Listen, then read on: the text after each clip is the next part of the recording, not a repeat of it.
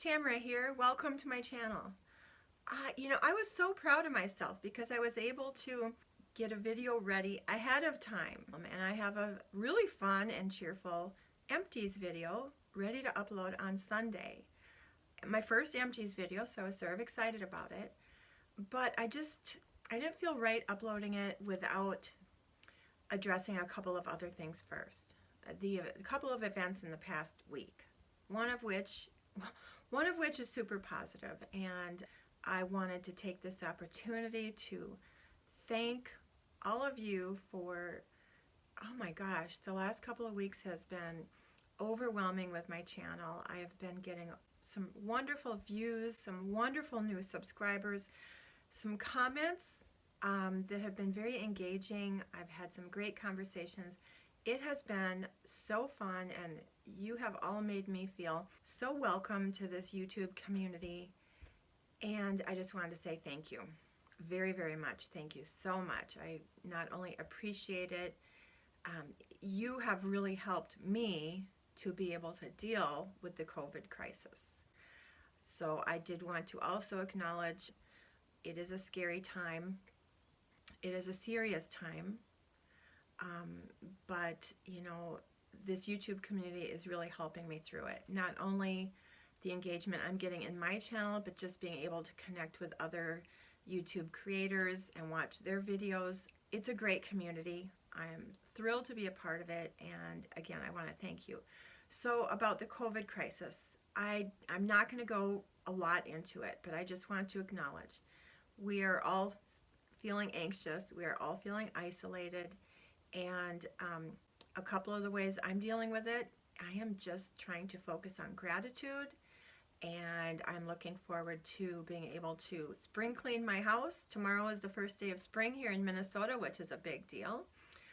Store away my winter clothes, and I've been catching up with phone calls with a couple of cousins in different states that, it's a shared experience, and we are really connecting over the phone, not just on, social media, and catching up and having some just wonderful conversations. So that's sort of how I'm dealing with it.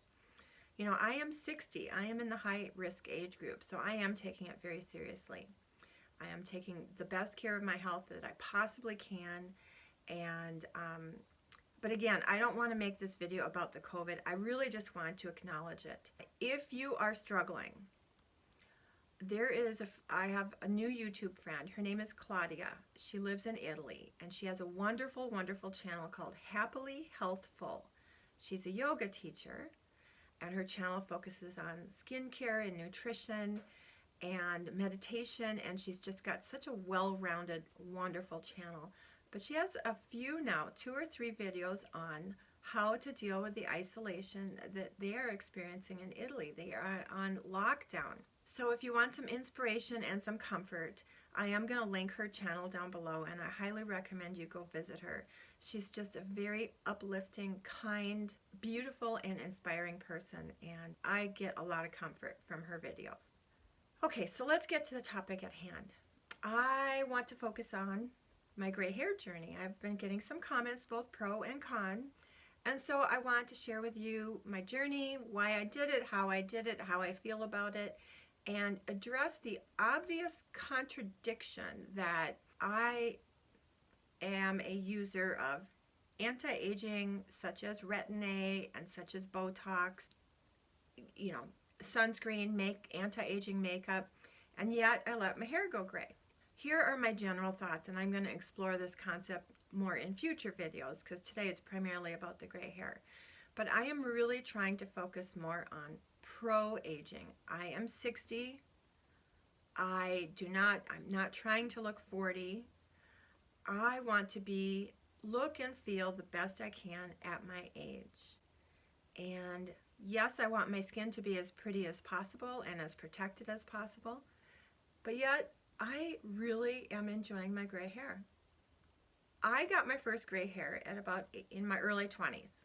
And I thought it was sort of cool. I loved it it was very interesting to have a few gray hairs in your 20s, and then in my 30s I got some more. And then in my 40s, it really started coming in. And for a while, I really liked it. I did not start dyeing my hair until probably 43, 43, 44, 45. Once I started dyeing, I never went back. I never had it professionally dyed, which is probably a mistake, but it did look nice. I used to have long hair and it was very dark, and I dyed it at home. Well, fast forward to age 55, 56, 57. My hair grows quickly. I was chasing that skunk line every couple of weeks.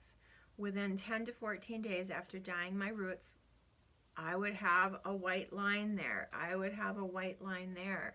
And then I was using powders, and it just got to be A, exhausting, B, time consuming, C, I was starting to worry about the toxins and the fumes in the hair dyes. And at the same time, I was starting to see some images on YouTube, on Instagram, in the world, pro-aging. My very first inspiration for gray hair was about 10 years ago.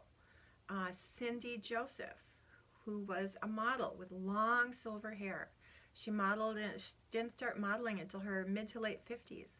She also created a cosmetic line called Boom, and that was the first time I had heard the term pro-aging. And then when I really got into YouTube, there's some great ladies here on YouTube with silver hair. Monique Parent, wonderful. She's a Hollywood model actress she makes gray hair look absolutely glamorous. I mean, she has white silver hair and she rocks it.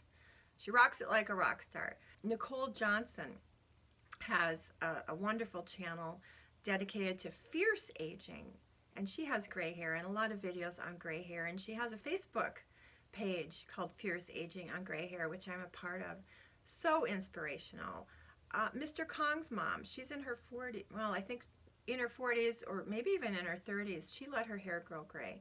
Looks beautiful. So in the last few years, I was surrounded by some really positive images of women in their 40s, in their 50s, and beyond with beautiful silver hair. For a long time, I thought, oh, maybe this is the time. I'm just not going to dye it. And then I'd break down and dye it. So that went on for about a year and a half and two. I'd think, oh, my roots are so long, I should just do it now. I couldn't do it.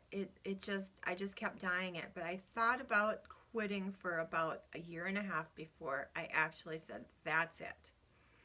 So August of 2018, I was getting ready for a wedding that I was attending in a couple of weeks, and I wanted to dye my hair. And I just said, forget it. I'm not going to do it. So I put my hair up, and I used spray and powder, and, that was the last time I dyed my hair.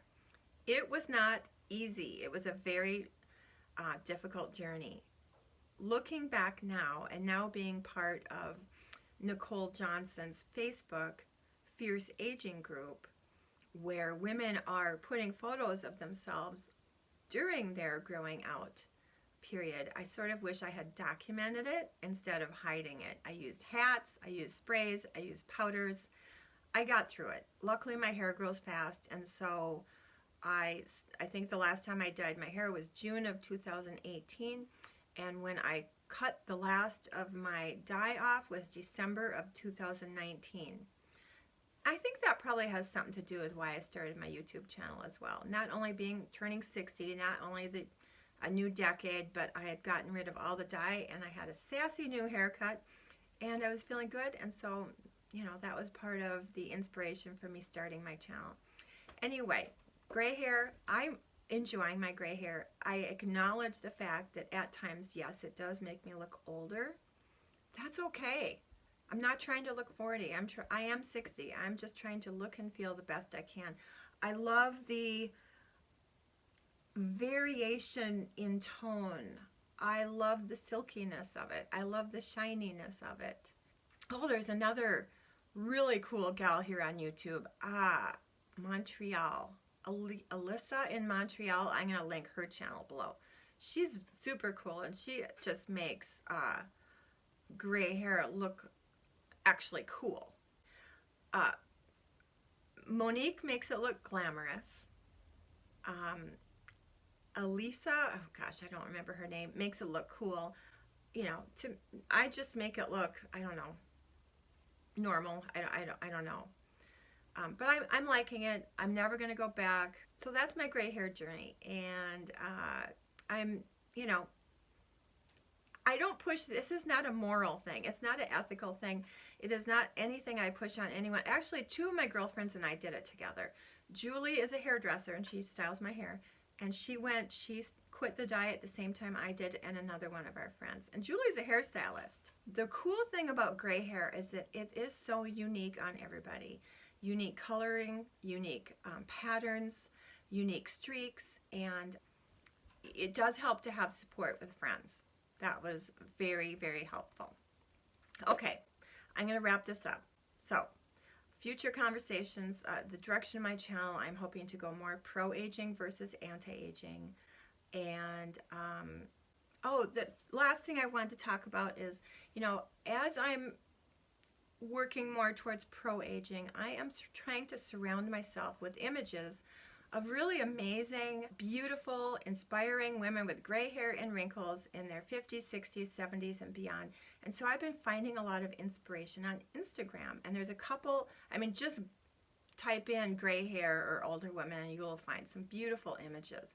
But there's a couple of Instagram accounts I've been following pretty consistently. One is called and.bloom and the other is called artinaging. So if you need some inspiration on pro-aging, whether it's gray hair or not, just feel a little bit better about your wrinkles, check out some of those Instagram accounts. Anyway, thank you so much for joining me, and stay safe, stay healthy. Let's support each other. We're all in this together. And again, I super appreciate your view, your comments, your subscription, and I hope to see you next time. Thanks. Bye.